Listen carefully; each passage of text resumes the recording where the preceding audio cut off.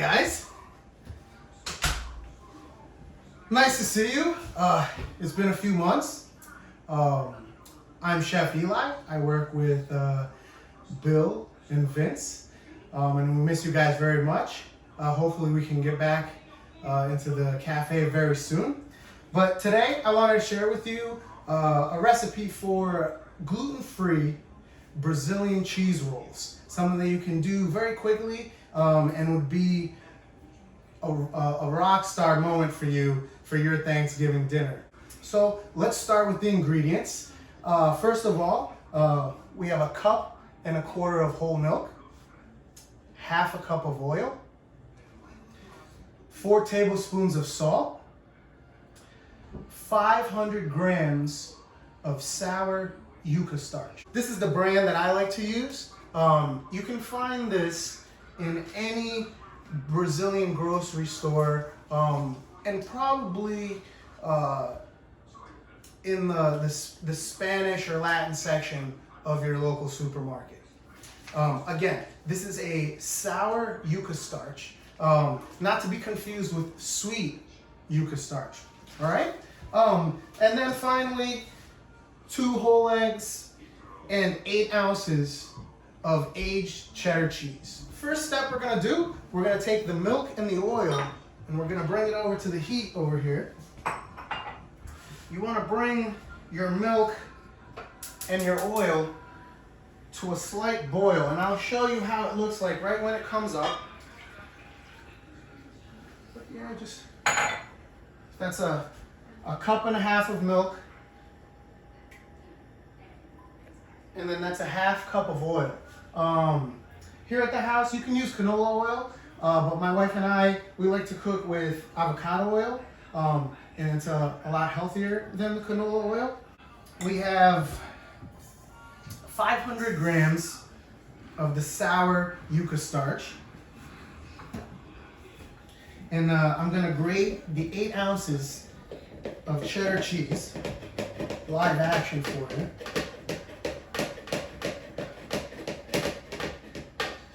These days, we've all been cooking at the house so much more than usual,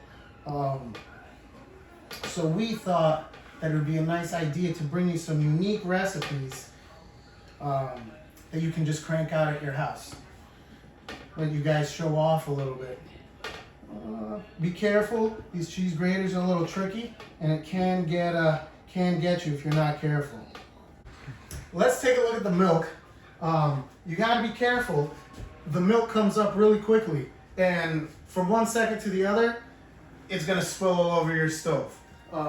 It's looking good, so I'm gonna come over here. You wanna add the 4 tablespoons of salt to your mixture that's over the stove. Okay, we'll get that in there, and we'll give it a little whisk action. So our milk is about to come up, and if you look, there's a little foaming that happens. And this is key, because you don't want the milk to overboil, but you can see a little foam come up over here. And it starts to take over the pot. Once that starts to happen, you can kill your heat. You know, I'm gonna use my trusty Red Sox glove. Safety first, and you want to pour it right into the starch mixture. When you do that, it's going to be very hot to handle, so you want to start mixing things with your spatula. As you combine the liquid to the starch and the cheese to the starch, you'll notice that the dough cools, and then you want to start working with your hands. So I'm going to fold the liquid into the starch.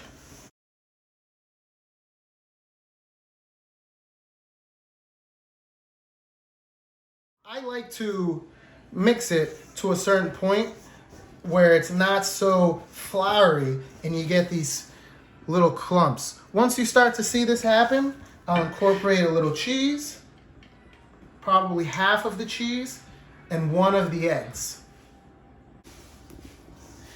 The great thing about this cheese bread is, yes, it is delicious out of the oven, but once we roll the cheese balls,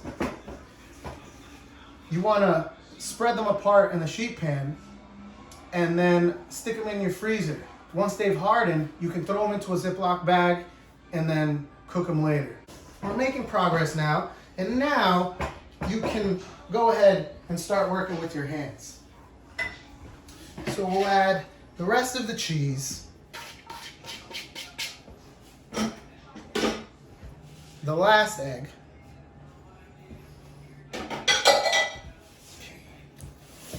I like to break my yolk up and spread it around. You'll notice that the dough is very sticky and feels kind of gummy. If your dough does not feel like super sticky to the point that you think something's wrong, you are not doing it correctly.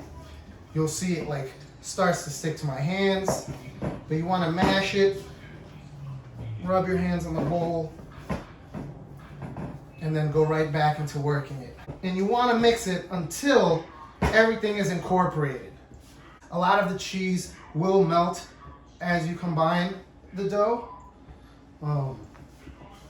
but don't worry if there's a little bit left. So if you can see the texture that you want to bring it to, we're good to go. You want to scrape as much as you can back into the bowl. So once our batter is combined, you want to coat your hands with a little bit of oil. Make sure you get it all around. And this will prevent the batter from sticking to your hands. You don't want to do this when you're mixing because you'll incorporate too much oil into the actual dough. All right? You want to take, you can use a spoon to kind of measure out the amount, but I've been doing this for so many years that it's like second nature. My mom used to do these for my birthday every year when I was a kid. So you want to roll into a ball like that and, you know, spread them out maybe a ½ inch in between so that, because they do puff out a little bit and you don't want them to stick to each other. Now, you can bake some off right after you make the batter, or you can roll your balls out, stick it in the freezer, let them harden a little bit, and then you can pop them into a Ziploc bag. Do the portions that you think you're gonna bake when you do pull it out of the freezer. Like we'll have 12, I can eat 12 by myself. So usually no less than 12 go into the bag for me. With the magic of TV, we have some that are coming out of the oven right now. And if you could smell this kitchen, it smells like my house when I was a kid. All right, let me put the trusty Red Sox glove back on. Oh, these look great.